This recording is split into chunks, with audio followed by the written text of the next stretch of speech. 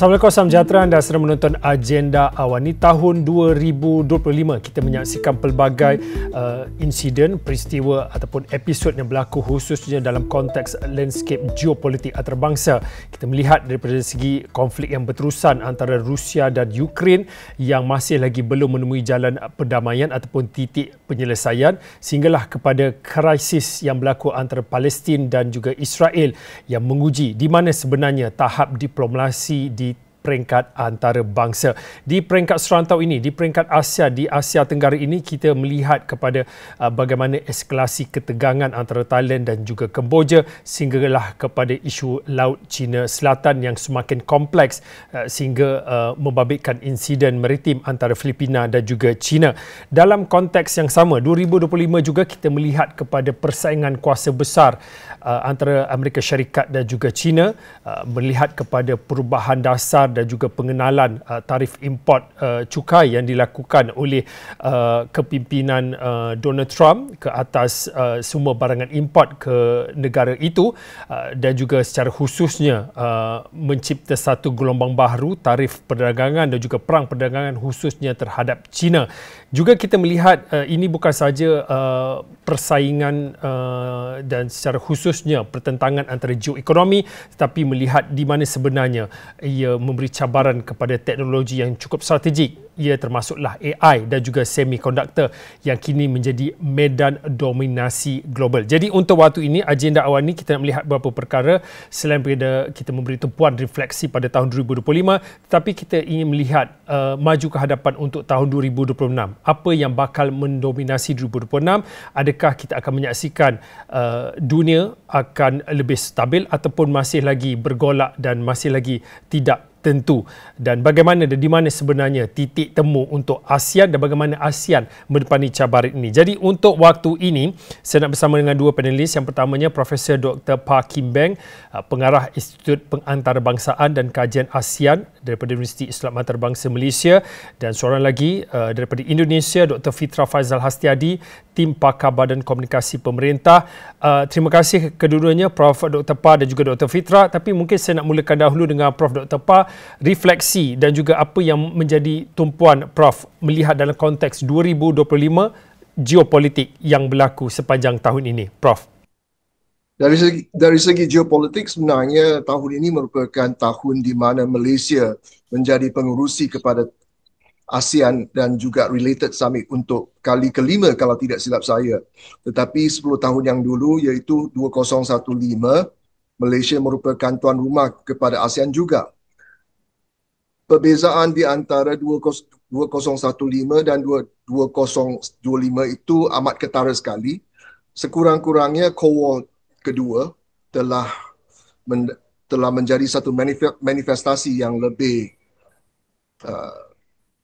bercondong kepada konflik dan bukan sekadar mempunyai tension ataupun tensi saja.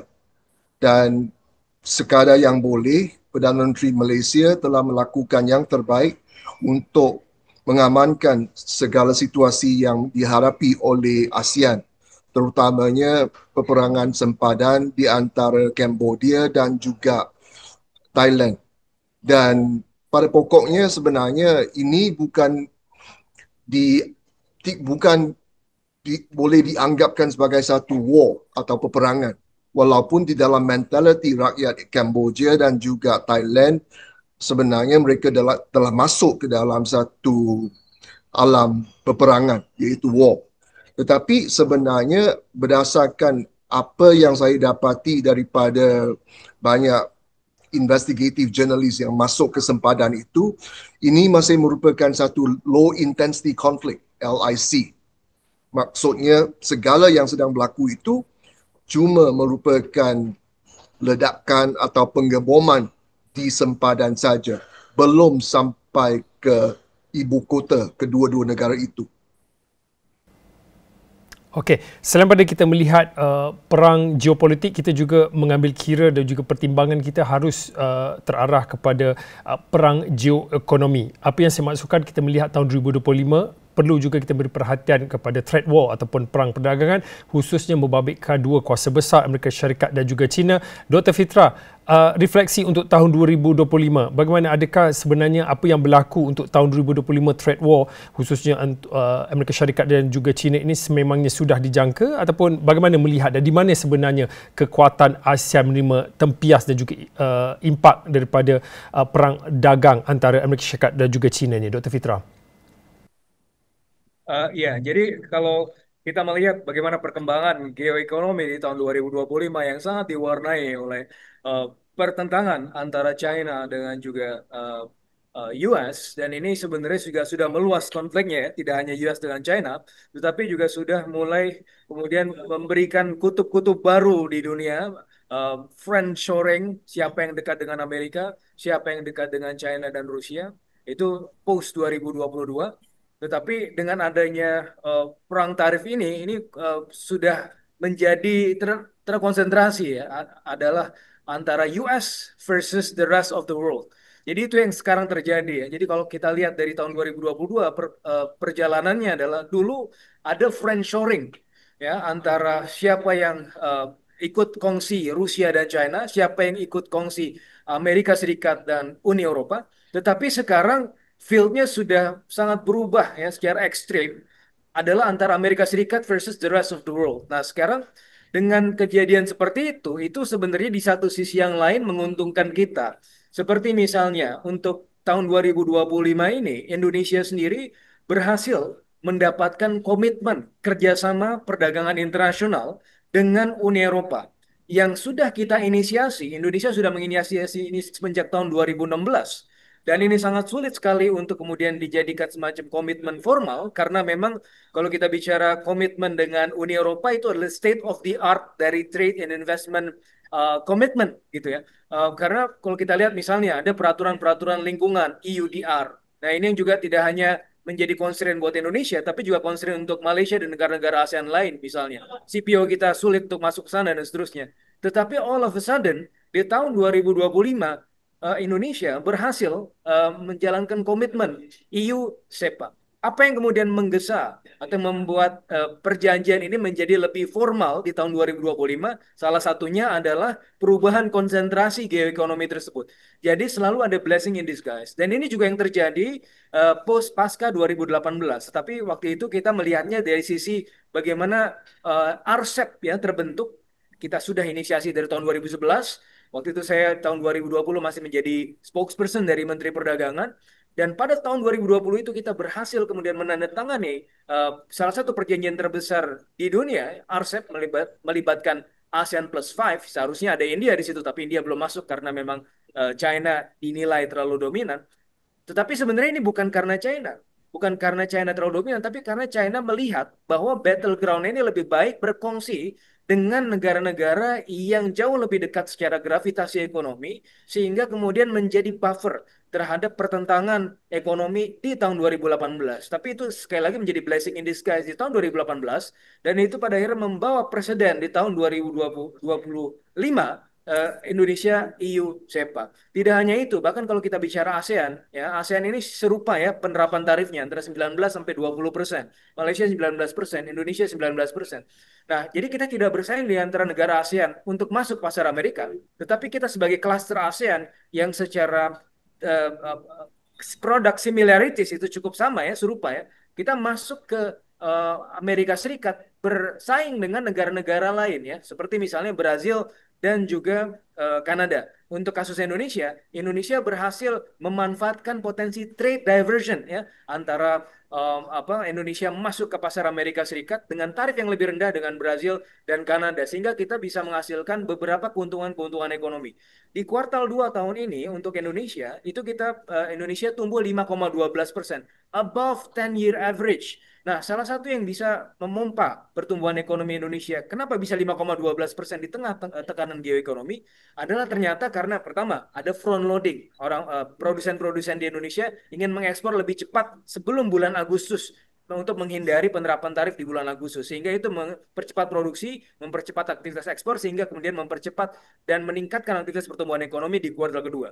Tetapi di kuartal ketiga, pola itu juga masih terjadi ya, meskipun front loading behavior sudah hilang karena bulan Agustus sudah lewat, tetapi ada potensi trade diversion yang ternyata masih bisa dimanfaatkan. Sebagaimana Indonesia di kuartal ketiga ekspornya masih 9% lebih, dan ini di atas rata-rata ekspor tahunan. Dan kalau kita bicara trade surplus untuk Indonesia, 5 bulan berturut-turut itu di atas 4 billion US dollar, yang mana ini merupakan anomali.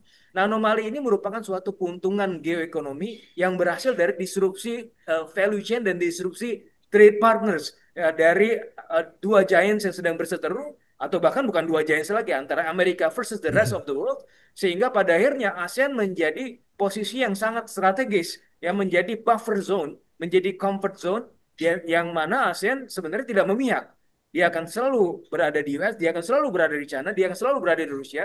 Semuanya merupakan teman ya, sebagaimana Pak Prabowo juga, Presiden Indonesia sudah sering mengatakan bahwa 1.000 teman terlalu sedikit, satu musuh terlalu banyak. Makanya semua Indonesia melakukan semacam persekutuan atau perkongsian yang strategis yang juga cukup signifikan, dan ini saya rasa akan menjadi fondasi ekonomi ASEAN ke depannya.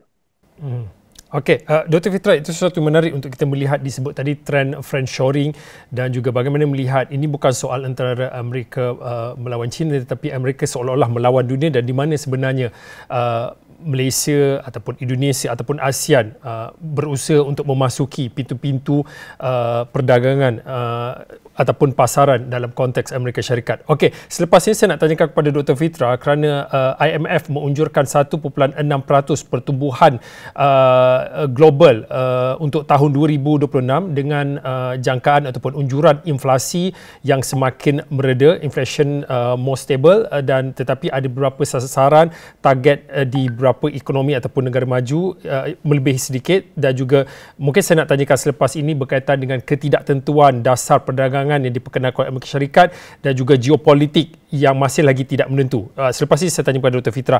Saya nak kembali kepada Prof. Pa. Ada beberapa konflik dan juga peperangan ataupun ketidaktentuan masih lagi kabur. Saya merujuk kepada apa yang berlaku antara Rusia dan juga Ukraine memasuki tahun kelima. Malah kalau dalam laporan terkini perkembangan dunia antarabangsa, pertemuan ataupun apa yang disebutkan oleh Presiden Amerika Syarikat Donald Trump, pelan damai mungkin akan dimuktamadkan pada Januari 2026. Dalam masa sama, kita juga memberi tepuan kepada fasa kedua pelan damai Gaza yang juga diusulkan oleh Amerika Syarikat. Jadi mungkin pada waktu ini, apa mungkin prasyarat dan juga transisi keselamatan untuk genjatan senjata ataupun pelan damai kepada konflik yang masih lagi berlarutan, dan bagaimana dan sejauh mana ia sedikit sebanyak akan mencorak perubahan untuk tahun 2026? Prof. Pa. Kalau kita cuba bincangkan corak geopolitik pada tahun yang akan datang, sebenarnya kita juga harus menghadami salah satu fakta yang amat penting, iaitu sebenarnya kalau peperangan di antara Ukraine dan Rusia itu dihentikan, salah satu tumpuan yang paling penting kepada Amerika Syarikat ialah untuk menumpukan perhatiannya kepada Indo-Pasifik.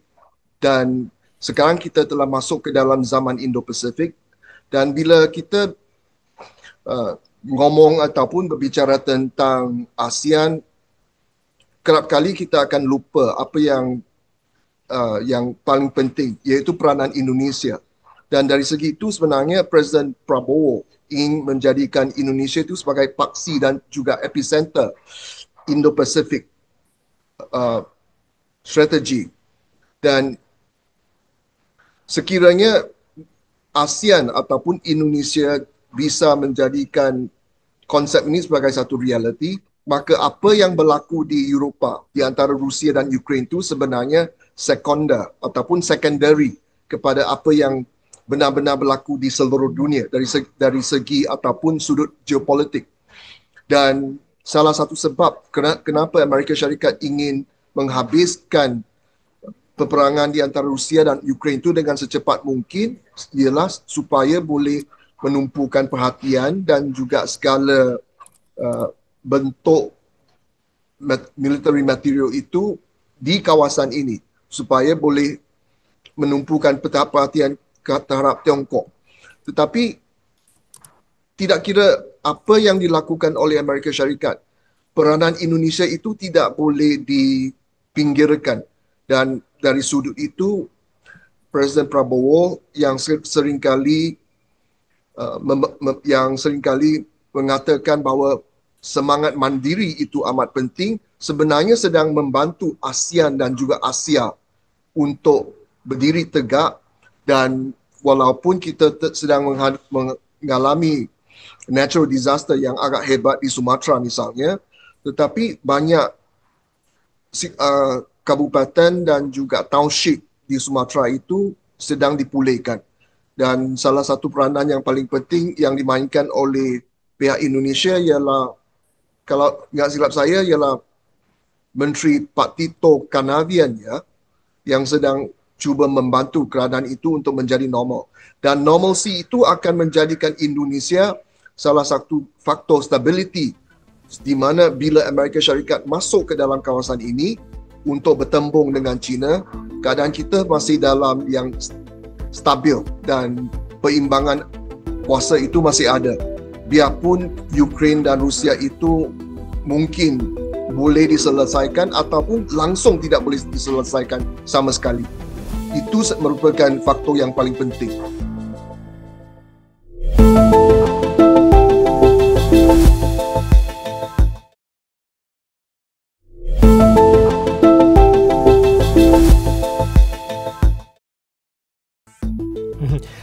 Dr. Fitra, 3.6% IMF meletakkan sasarannya untuk pertumbuhan ekonomi global, dan seperti yang dikongsikan oleh Doktor dan juga Prof. Pa, masih lagi yang perlu kita ambil kira dan juga pertimbangan adalah ketidaktentuan geopolitik di peringkat antarabangsa.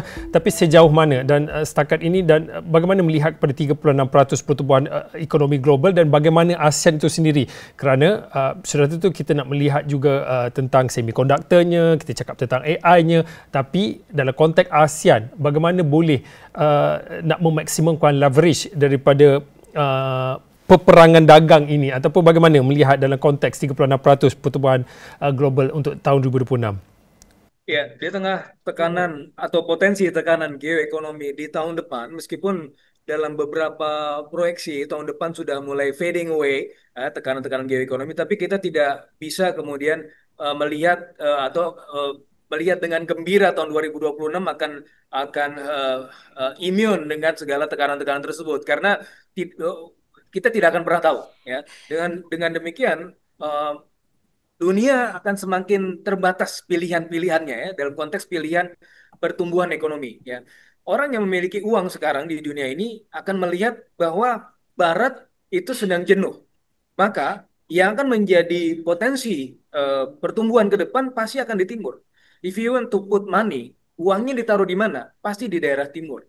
Nah, oleh karenanya IMF juga sering mengatakan bahwa kemarin bahkan juga sempat menyatakan Indonesia sebagai the bright spot.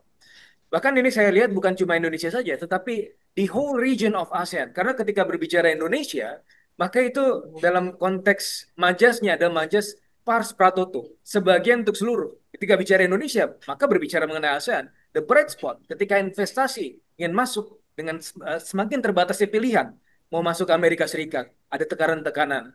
Mau masuk ke China, juga mereka sudah jenuh, ya, dalam konteks pertumbuhan ekonomi.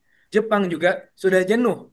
Maka potensi pertumbuhan itu, arah uang kemudian di tahun 2026 harusnya akan masuk ke ASEAN. Apalagi kalau kita juga bicara mengenai wilayah Eropa Timur dan Eropa, dan juga mereka pasti akan sangat melihat ASEAN. Maka ini akan menjadi pusat perhatian dunia. Dan dalam konteks pertarungan tersebut, kita juga sangat bisa memanfaatkan, karena kita bukannya musuh siapa-siapa, kita adalah teman semuanya. Di satu sisi, ketika kita bicara mengenai perkembangan semiconductor, nah, Malaysia merupakan salah satu contoh Indonesia, bagaimana Malaysia bisa kemudian mengembangkan teknologi itu. Tetapi kita sebenarnya bisa berkolaborasi lebih lanjut, ya. Bagaimana dalam konteks rare earth, logam tanah jarang, ini Amerika Serikat biasanya mendapatkan dari China. Tetapi China sudah melakukan moratorium, mengirimkan rare earth ke Amerika Serikat dan juga sekutunya. Dalam hal ini Jepang. Jepang tidak memiliki sumber daya rare earth. Amerika Serikat tidak memiliki sumber daya rare earth, sehingga mereka pasti akan melihat ASEAN, dalam hal ini Indonesia, Malaysia, Thailand yang memiliki potensi-potensi rare earth tersebut.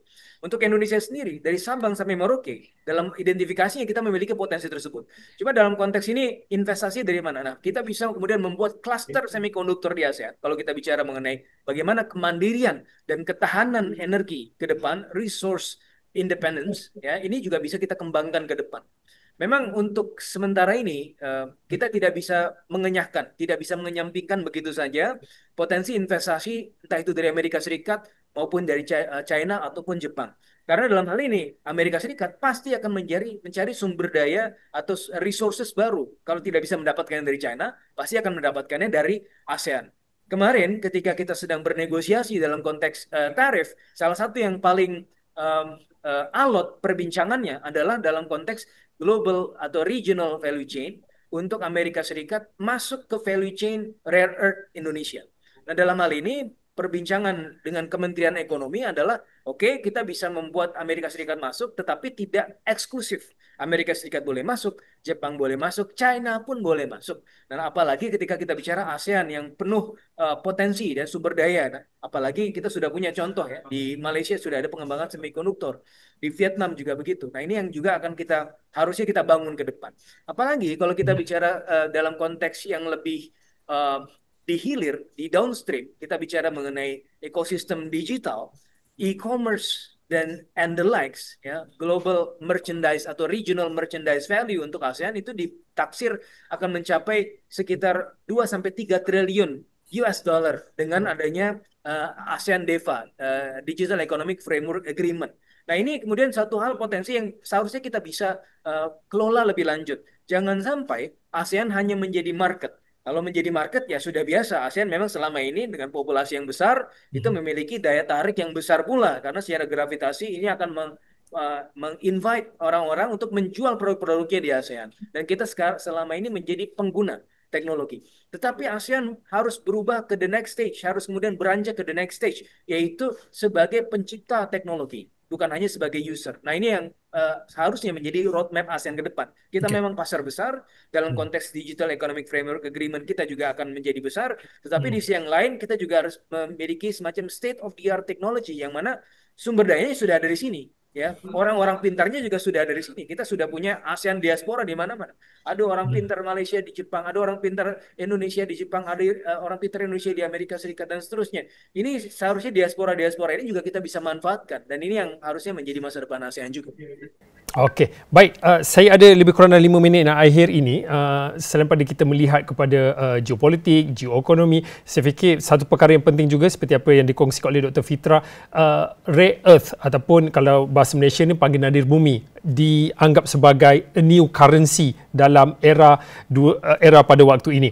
Mungkin pada waktu ini saya nak kaitkan juga dengan satu lagi perkara yang perlu juga beri perhatian yang menjadi salah satu dominasi dalam medan persaingan kuasa besar, iaitu berkaitan dengan AI dan juga teknologi strategik. Jadi mungkin pada waktu ini untuk Prof Pa dan juga Dr. Fitra, saya mulakan Dr. Fitra dahulu, bagaimana ASEAN perlu memanfaatkan peluang dalam teknologi AI ini, dominasi AI ini, supaya kita tak terperangkap dalam konflik teknologi, supaya kita menjadi pemula, supaya kita yang menjadi pencipta bukan sahaja pengguna. Saya mulakan Dr. Fitra.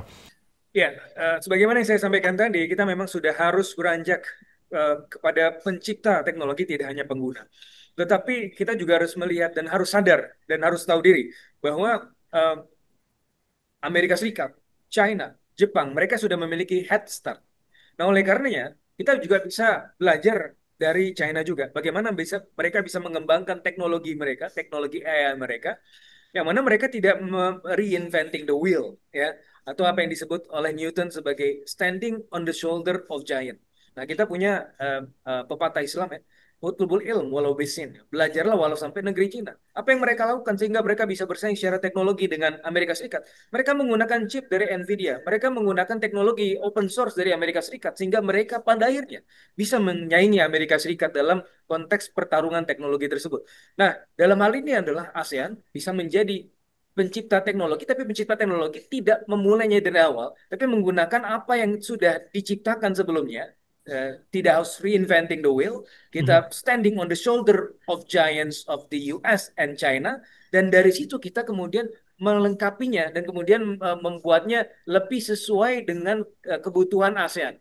Dan oleh karenanya itu saya lihat roadmap ini yang akan jauh lebih relevan ya untuk perkembangan ASEAN ke depan. Karena kalau kita mulai lagi dari awal, tentunya kita sudah akan kalah saing dengan China dan Amerika Serikat. Ya kita pakai aja chipnya Amerika Serikat, mungkin kita sudah pakai chipnya China, teknologi Amerika Serikat kita combine, plug and play sehingga kemudian bisa menjadi chain yang baru gitu di ASEAN dan sehingga bisa menjadi salah satu pemimpin dunia juga dalam konteks teknologi. Nah, ini kita bisa melakukannya secara bersama-sama, tidak sendirian. Indonesia tidak bisa sendirian. Malaysia juga tidak bisa sendirian. Ya, kita berkolaborasi. Indonesia dalam hal ini punya resources yang lebih banyak dalam konteks rare earth. Dan Malaysia dalam hal ini punya head start yang jauh lebih unggul dalam konteks penggunaan teknologi dari sisi semikonduktor dan juga kemudian aplikasinya. Nah, ini kita bisa kemudian berkolaborasi bersama-sama, ada knowledge spillover. Kalau kita berdiskusi, berkolaborasi, lama-lama kan pada akhirnya ada konvergensi di antara negara-negara ASEAN. Dan sehingga pada akhirnya kita melihat tidak hanya Indonesia, tidak hanya Malaysia. Ketika kita bicara Malaysia, maka kita melihat ASEAN. Ketika kita bicara Indonesia, maka kita bicara ASEAN. Maka ASEAN menjadi one brand name, sebagaimana EU. Nah, ini yang seharusnya menjadi roadmap ke depan ASEAN. Begitu. Oke, Prof. Pak, ringkasnya. Sebenarnya kalau kita ingin bincangkan tentang artificial intelligence yang juga mempunyai rantaiannya yang agak panjang, yang pada dasarnya kita harus fokus kepada electrification. Dan di dunia ini sekadar apa yang telah dicapai, Tiongkok atau China telah mencapai satu takat di mana ada 10,000 kilowatt per kapita untuk elektrifikasi. Maksudnya kalau mereka ingin masuk ke zaman AI yang memang perlukan listrik atau elektrik yang begitu besar sekali, China telah menyediakan diri. Amerika juga telah mencapai 10,000 kilowatt. Singapura lebih kurang 9,500, Brunei 9,500 kilowatt per kapita. Kalau Malaysia dan juga Indonesia masing-masing mungkin mempunyai lebih kurang 5,000 kilowatt. Maksudnya masih ada room for growth untuk Indonesia dan Malaysia untuk maju dan bergerak ke depan supaya boleh mencapai apa yang Dr. Fitra ucapkan tadi, convergence atau convergency. Dan ini merupakan satu target yang harus dicapai berdasarkan ASEAN Power Grid, yang mungkin daya penjana kuasa itu datangnya daripada hydroelectricity, tidak kira di Yunnan ataupun di Kalimantan ataupun di Sarawak. Yang penting kita harus jayakan proses ini di mana elektrifikasi itu boleh sampai 10,000 kilowatt supaya boleh masuk ke zaman AI dengan mudah dan lebih senang. Sekiranya tidak, ini merupakan satu aspirasi yang kita harus fokus bukan saja pada 2026 tetapi sampai ke akhir hayat. Okey, baik, terima kasih Profesor Dr. Pak Kim Beng, Pengarah Institut Pengantarbangsaan dan Kajian ASEAN Intas, dan Dr. Fitra Faizal Hastiadi, Tim Pakar Badan Komunikasi Pemerintah Indonesia. Kedua-duanya memberi sedikit gambaran apa yang boleh kita jangkakan 2026, bukan saja dalam konteks persaingan adik kuasa politik dan juga ekonomi, tetapi melihat kepada dominasi AI dan di mana sebenarnya titik dan juga peranan dimainkan oleh ASEAN. Saya kira itu saja untuk waktu ini. Agenda awal ini, saya Fauzi Zain. Salam hormat.